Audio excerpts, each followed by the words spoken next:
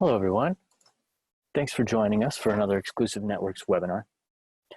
My name is Chris Panaris, and I'm the Marketing Manager here at Exclusive Networks. Today's webinar will be led by one of our awesome vendors, Bitglass, and how their CASB solution is the right one for your business. But before we get into that, I want to take a couple of minutes to inform any newcomers joining us today about what Exclusive Networks offers and who we are. So, if you don't already know, we are a value-added distributor for cyber and cloud security specifically. We have many offices worldwide and the capability to handle international deals on a global scale. We do pre-configuration and staging services, rapid turnaround on quotes. You have direct access to account management and support resources like myself, and you always get to speak to a real person. We don't have any automated machines or robots answering anything for us. You always get to speak to a real person. And just a little more about what we offer. We offer technical marketing and sales support, of course, with that global reach that I mentioned. We offer assistance in building qualified leads and closing deals. We offer certification training for group or individual settings. We offer a wide range of financing and leasing services to cover a variety of IT project requirements and technologies. And we have a growing list of vendor partners chosen specifically to integrate with each other. A little more about the support and services that we offer. We offer pre and post sales support, security tools migration, security tools jumpstart services, staging services, vulnerability testing services, and cloud competency training, just to name a few. So now it's time to get to the reason why you are all here. Our speaker today, joining us from Bitglass, is Will Hushaimi. He is a product marketing manager and author of the article titled A for Adoption. So without further ado, Will, please take it away. Hello, everyone. Thanks for joining us. Like Chris mentioned, my name is William Hushaimi. I'm a product marketing manager here at Bitglass. I got the chance to do the recent report, which I'll get into shortly. But before we get into that, I'll just show you guys some of the achievements that Bitglass has done in the recent years. We're now considered a global company. We've raised $150 million in capital. We were named #1 by the tech company to watch by the Wall Street Journal. And we've had many achievements, as you can see here. So we're in the cloud access security broker space. We're going to talk about the capabilities and how people have migrated to the cloud at the past times, the introduction of BYOD, bring your own device, and we're going to get into basically how a cloud access security broker works and the uses behind it. So we're going to go into the first slide here. This building figure in the beginning, in the middle, kind of shows essentially how it used to be. Everything was kind of on premises. Most people had a firewall in place to secure their cloud application, their applications, but nobody was really working off premises. As years passed by, you started to see cloud applications. A lot of the ones on the top right under managed devices. You have Salesforce, G Suite, etc. Once these cloud applications started to be of use for companies, a lot of employees started to work off premises, work remotely for efficiency, and being able to access information at any time became really useful. So, of course, that started to create many security challenges for companies. You also have unmanaged applications. As you guys know, everybody uses Facebook, Instagram, etc. So if information was going through those applications, of course, it's a huge security risk for companies. And then also you have managed and unmanaged devices, right? So corporate-owned devices, these are managed devices, for example. If a company gives you your laptop, that's considered a managed device. But if you're bringing your own laptop, which, the term BYOD, which you might be familiar with already, that's called an unmanaged device, right? So it's a device you're bringing yourself, and that can be, a huge security risk if not, protected properly. So with that being said, there was a need for, protecting data on these unmanaged apps, on unmanaged devices, and also on unmanaged applications. So that's kind of where essentially a cloud access security broker comes into play. And in this video, we're going to talk about, in this webinar, we're going to talk about the cloud adoption, how it's increased, how people have begun to use cloud more and more, which I'm sure everybody on this call probably uses at least one, G Suite, et cetera.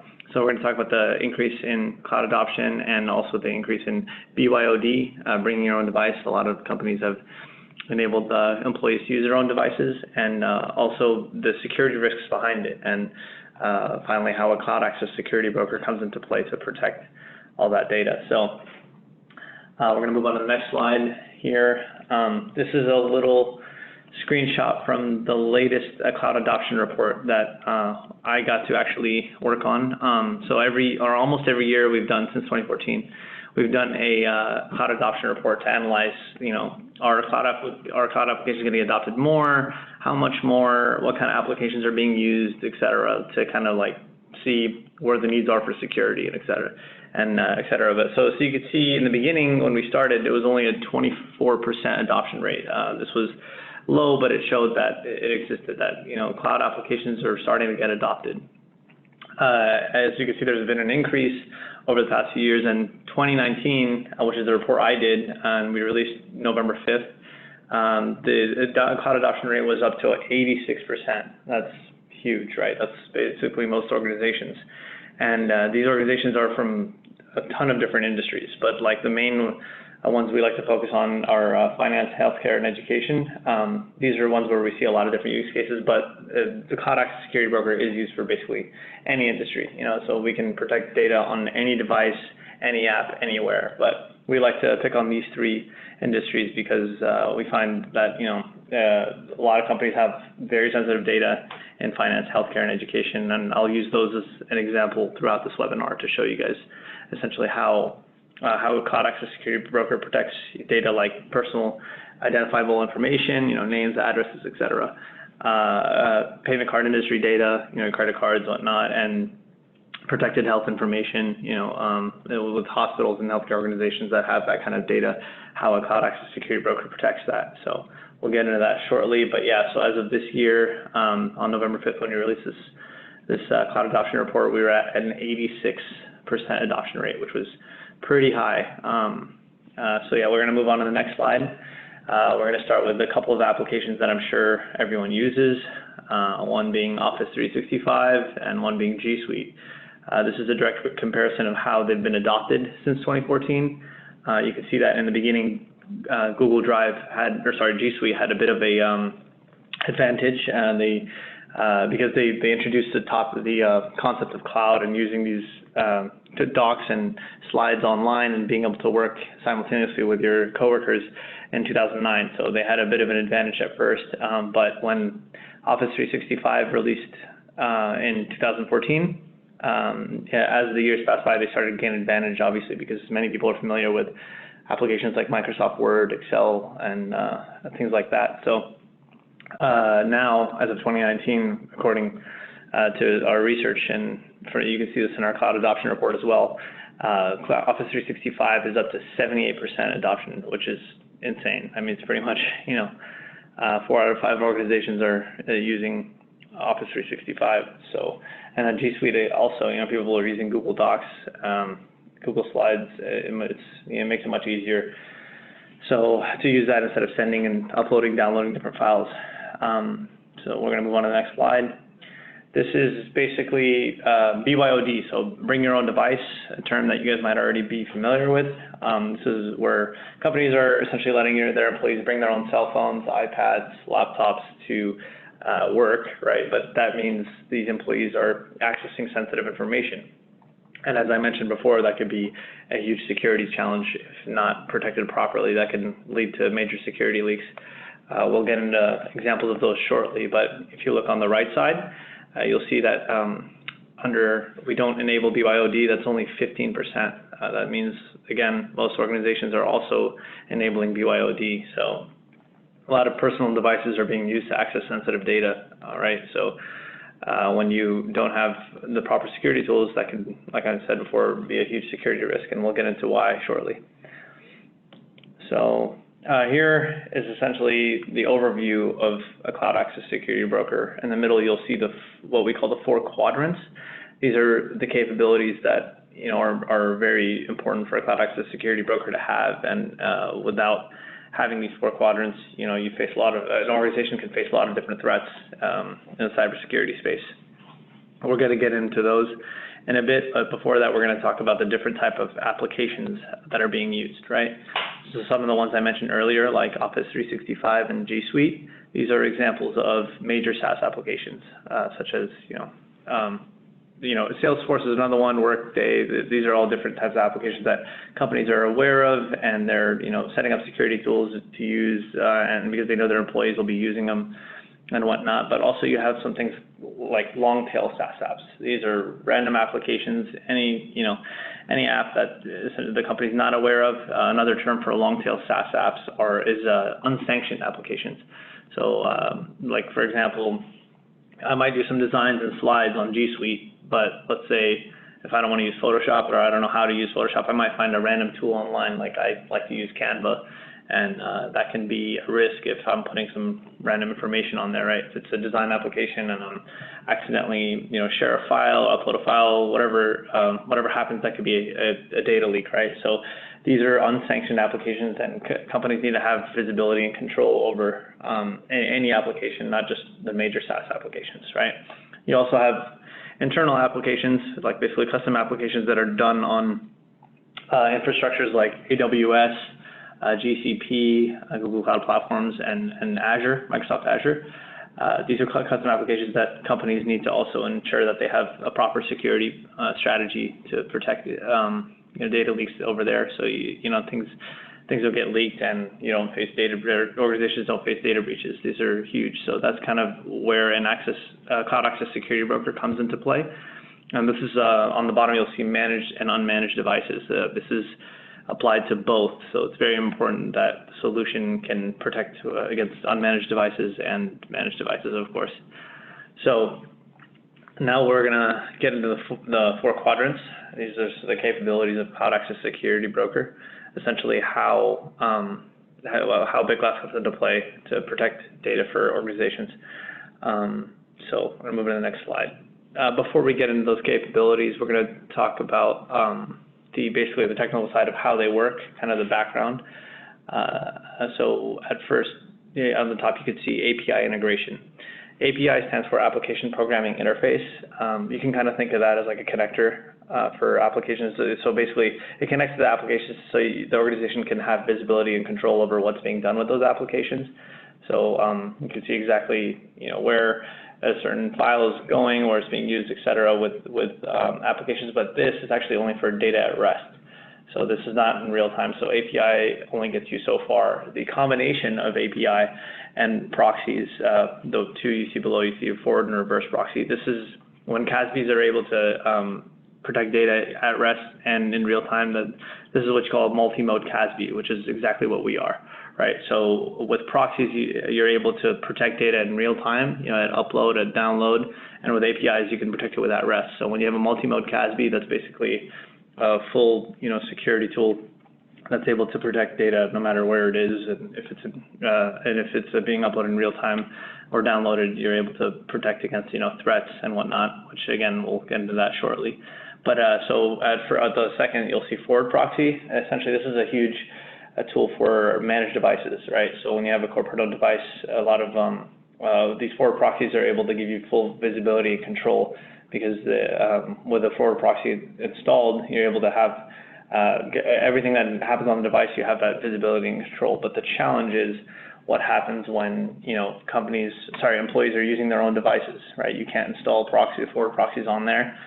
You need something else that's going to give you that visibility and control, and something that isn't going to invade the privacy of those employees, right? So their photos and whatnot, that basically has nothing to do with corporate use. That you don't really need visibility towards that. You need visibility over that important data, the protected health information, the credit card information of your customers. That's where you need that visibility. So how do you gain that while also allowing your employees to work with their own devices remotely and whatnot?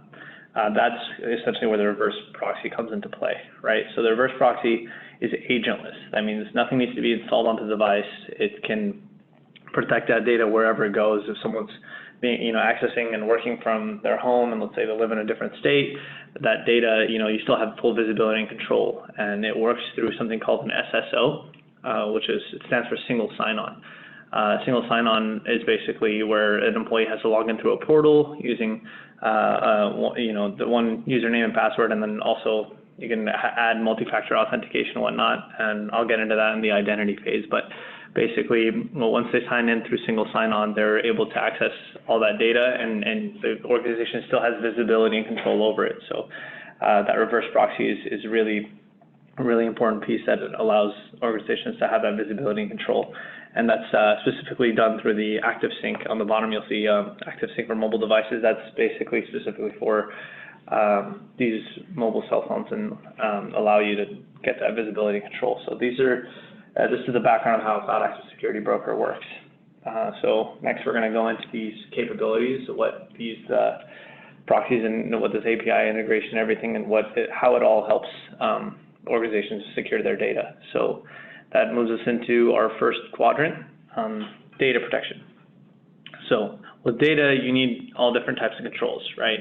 You need to be able to, block someone from using it, right? If someone isn't an authorized user, you need to be able to block it. You can watermark certain documents to get the whereabouts of where they're going, where it's being downloaded and whatnot. So all these types of controls are something that a Cloud Access Security Broker like ours provides. You also have real-time DLP. So like I mentioned, with the proxies, you're able to see everything in real time at upload, at download, etc. And you can import your on-premises DLP pattern. So if you have a DLP pattern that you applied on-premises with your tools that only work for on-prem, you can import those into your cloud security strategy when you have a Cloud Access Security Broker. So that makes it much easier to migrate to the cloud with those security tools. The reverse proxy is what I talked about when you're wanting to secure data without installing agents. That's basically installing agents onto every device. That's a really huge headache for companies. Every time you hire somebody, you have to, and so that rolling out agents on every device, it's a headache for any company. So the strategy of doing that is called MDM. It's called Mobile Device Management. It stands for Mobile Device Management, basically. So that's not really convenient for companies. It doesn't really work. By the time you get it all out, you could have a data leak before that if someone's accessing that data. So having an agentless method like a reverse proxy, it comes vital right there. So you have an agentless selective wipe, which is a super cool tool that allows you to wipe data off a phone. Let's say a person leaves the company, they lose their phone, whatever happens, you can basically wipe just the corporate data off that device without wiping their personal contacts, photos, whatnot. So with MDM tools, you basically wipe the whole phone, including their personal items. So it becomes a bit tough with MDM. So when you have an agentless solution like a Bitglass's Cloud Access Security Broker, you can wipe just the corporate information, right? So you also have full-strength cloud encryption, right? When you have 256-bit encryption, you're able to encrypt all the data on the device. So if anyone somehow gains access to it, if you lose the phone, that encrypted data, it becomes useless. No one can do anything with it because it's fully encrypted. So with full-strength encryption implemented, you don't have to essentially worry what happens if someone does gain access to that information, right? So these are all capabilities of data protection, one of the 4 quadrants of our Cloud Access Security Broker. So we're going to move on to threat protection. This is the second quadrant. This one, in the news, you always hear about like different breaches that happen through things like malware and whatnot. If you actually go back on our website, you can see the monster breaches report we did, and some of the worst examples were from like malware attacks where, some company had a certain malware that led to a data breach, and companies faced hundreds of millions of dollars in fines from GDPR and whatnot. So malware is a huge problem that companies have been facing for a very long time. So you need to have proper threat protection. Now, before we get into what type of threat protection our Cloud Access Security Broker provides, I'm going to talk about like different types of malware, right? So you have known malware. So companies have seen this before, they've heard about it. And so when they have signature-based protection, they're able to protect that against that malware because it's been seen before, it's understood essentially, right? But there's always new malware. People are coming up with new things to attack the different corporations. So that's called unknown malware, or what we like to call zero-day malware. Companies need to make sure that they have protection against that. And what they need for that is something called behavior-based protection.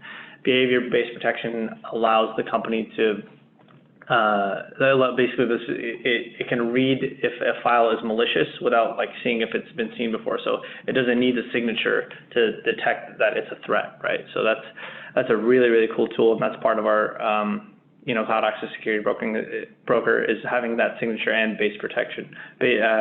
behavior-based protection on as part of the security strategy. So you're able to detect anomalous activity, prevent insider attacks. So this is both like malicious insiders or people that are just careless and don't download the wrong file or download something from like an email that looks like a coworker or whatnot. So when that happens and an employee accidentally downloads a malware, having that proper protection goes a long way. You also have user and entity behavior analytics, so you're able to see what's going on within the company, within each user. If something like random happens, you can detect, when it was done and if it goes along with the pattern of the user and how they're using that data. So having a proactive response is huge instead of a reactive one. A lot of people, after the breach happens, they have security tools that can tell you where it happened, but that doesn't really get you far when you've already been breached, right? If that data is already out there, it doesn't really matter that you detected it after it happened. So having a proactive approach is really important. And some of the examples that help you have that proactive approach are step-up multi-factor authentication. That's what MFA stands for, where you challenge the user, you give them a code so they can enter it in real time and know it, so you can ensure that it's them.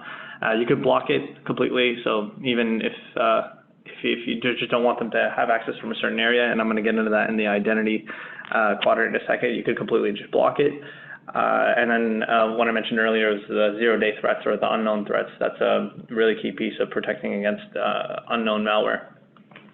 So this is in real time, like I mentioned, using those proxies. You can protect in real time at upload, at download, and then at rest as well. You can detect that malware. So we're going to move into the next piece, identity. This is the third quadrant of the four.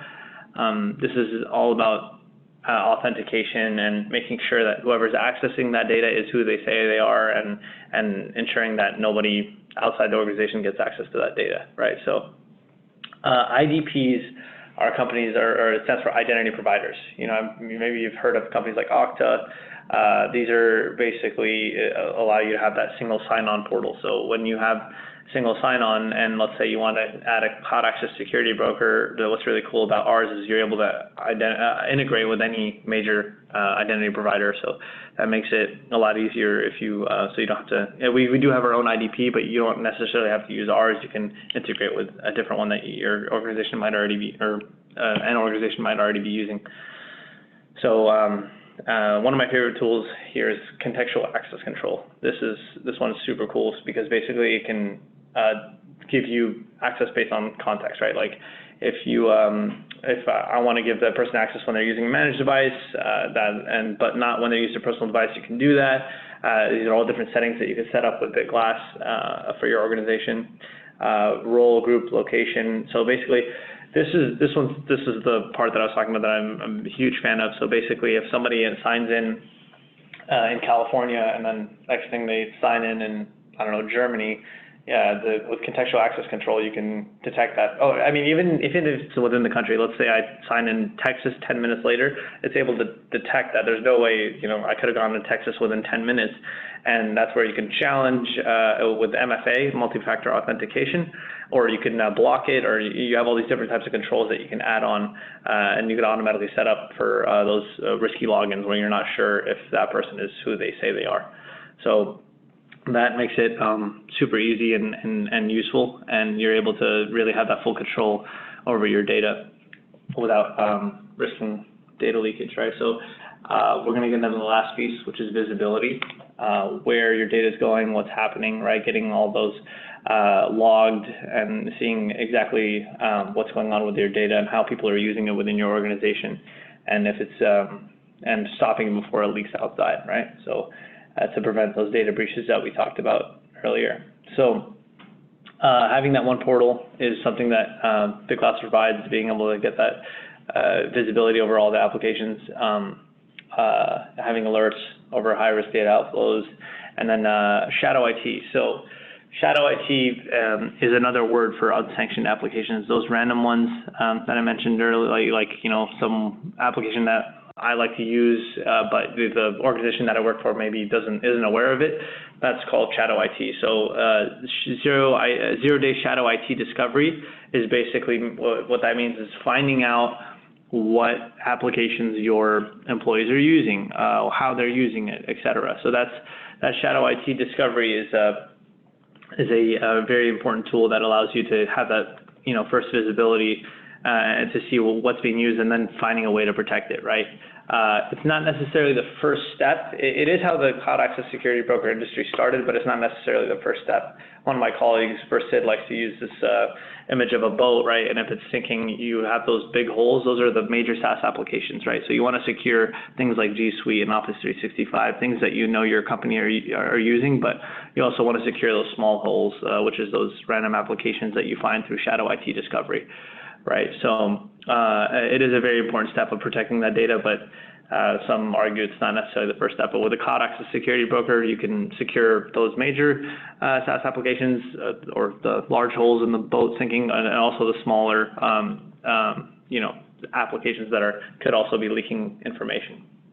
Right, so with shadow IT discovery, and then following that up with by using a cloud access security broker, you can block and coach. Let's say if they're using Dropbox and you want them to use a different application, that's what coaching is, essentially. It tells them, we see that you're trying to download this and save it, please use this application. That's an example of coaching. So that's a really cool tool that that is part of the visibility quadrant within the cloud access security broker. That can give you that full visibility control over where the data is going to make sure that people don't download it on the wrong website, et cetera, right? So to recap, essentially all the different things that cloud access security broker provides, specifically a multi-mode cloud access security broker, so having those APIs and proxies in place to be able to protect data at rest and in real time is very vital for organizations nowadays. People can't afford to have a reactive approach anymore. It's very important that they have a proactive approach. I mean, it was never really a good idea in the first place, but before you really only had a reactive approach. But now with things like proxies in place, you can protect data in real time. So having that proactive approach is vital, and that's something our cloud access security broker provides. Zero-day threat protection, right? So the protecting against those zero-day threats or unknown threats. When these new malwares come out and they get sent to these organizations, it's important to have that behavioral protection in place, so you're able to detect that file being downloaded is malicious before opening it, and also, even if it's not. If you can't read the signature, it's important to see that it's malicious before it if it infects your company. Identity and access management, and this is kind of what we talked about with that contextual access control, integrating with different identity providers and making sure everybody who's accessing the data is who they say they are. And then comprehensive visibility, right? Having visibility over data wherever it goes. Making sure that essentially everybody who's accessing the data is who they say they are. So these are the four. These are some of the main important pieces of having a cloud, or what a cloud access security broker can provide for organizations. So that's what makes it very useful. So yeah, you have here's an example. Essentially, let's say you have a public school system, right? Over 30,000 employees, 200,000 students. Mix of managed and unmanaged devices, right? So some of them have corporate-owned devices, so the school is giving computers to the employees, but you also have unmanaged devices to where they're using their own phones, right? There's no malware protection in place on the Chromebooks, so that makes them susceptible to data breaches with malware, right? Malware can come in and essentially shut down the school and do all these different types of things that, it's very dangerous for organizations that don't have that kind of threat protection for malware, right? They're using applications like Box and G Suite, right? So what can they do to ensure that their data doesn't get leaked? Before I get into the solution, it's very important that you know that education is like a huge example of what like a cloud access security broker is useful for them because they're dealing with, you know, protected health information. The kids, you know, if they're getting hurt, whatnot, they need their information at the school, right? So you have protected health information. You have payment card industry data, right? If the parents are paying with things, credit card information, there's a bunch of stuff on there, and then they also have, of course, personal information like addresses and whatnot. So they're dealing with all different types of data. Where in finance, maybe it's more focused on just payment card industry, but with education, you're dealing with all different types of information. So there's all these different regulations that you have to follow. So it's very important that you have a solution that can protect it against all different types of data, no matter what type it is, right? So PII, which is personally identifiable information, PCI, payment card industry data, all these are very, it's very important that there's a solution that protects against those types of, that type of data, right? So scanning all content for cloud for malware, right? So that's kind of part of the threat protection piece I talked about, ensuring that you have that behavior-based protection to sense for malware and protect against it, right? Scan student content for gun violence and keywords, and you know you're able to get ahead of time. You know, it's an unfortunate issue we've been dealing with, but you're able to have that visibility over what's being said over these applications.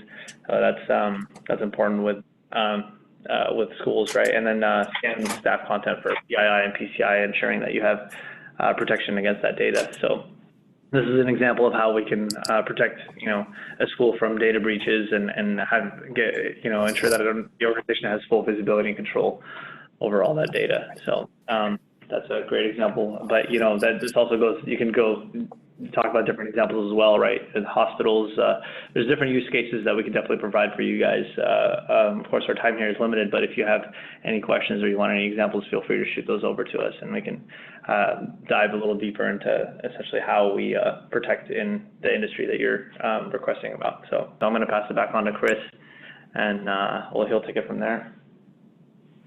Thanks, Will. Appreciate that. So here we have a couple of resources that I just wanted to share with everybody.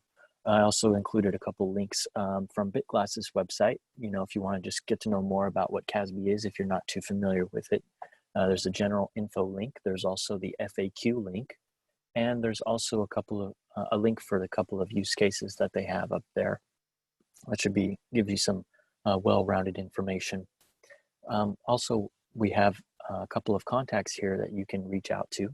So the first one listed there is Carmen Villegas. She is our vendor manager for Bitglass, and she works very closely with Bitglass and can answer just about any question you have regarding Bitglass. We also have our sales contact there if you are interested in learning a little bit more about maybe pricing options or what exactly we offer and distribute.